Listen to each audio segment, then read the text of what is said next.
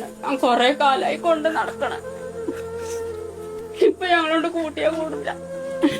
അത് നമസ്കാരം. അപ്പൊ ഞങ്ങളെല്ലാരും ഇവിടെ കൂടിക്കുന്നത് നിങ്ങളുടെ എല്ലാവരുടെയും സഹായ സഹകരണത്തിന് വേണ്ടിയിട്ടാണ്. പ്രിയപ്പെട്ടവരെ, ഞാൻ പി വി ഉസ്മാൻ, കാവനൂർ ഗ്രാമപഞ്ചായത്ത് പ്രസിഡന്റ്. ഞങ്ങളെ കാവനൂർ ഗ്രാമപഞ്ചായത്തിലെ 1-ാം വാർഡിൽ താമസിക്കുന്ന രാജേഷ് എന്ന സഹോദരൻ ക്യാൻസർ ബാധിതനായിക്കൊണ്ട് മജ്ജ മാറ്റി വെക്കേണ്ട ഒരു അവസ്ഥയിലാണുള്ളത്. അദ്ദേഹത്തിന്റെ കുടുംബം വളരെ ഭാരിച്ച ഉത്തരവാദിത്തമുള്ള ഒരു കുടുംബമാണ്. 5 മക്കളുള്ള ഒരു കുടുംബമാണ്.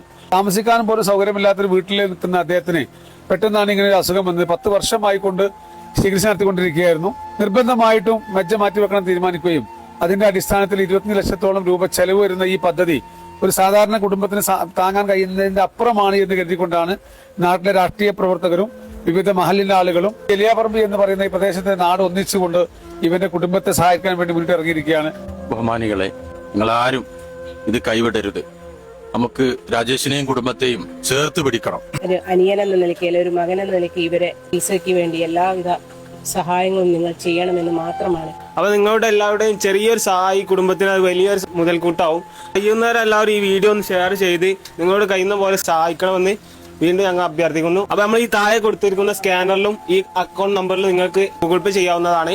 പിന്നെ അല്ലാത്ത പക്ഷം നമ്പറിൽ കോൺടാക്ട് ചെയ്ത് നിങ്ങൾക്ക് നേരിട്ട് വന്ന് ഏൽപ്പിക്കാവുന്നതുമാണ്.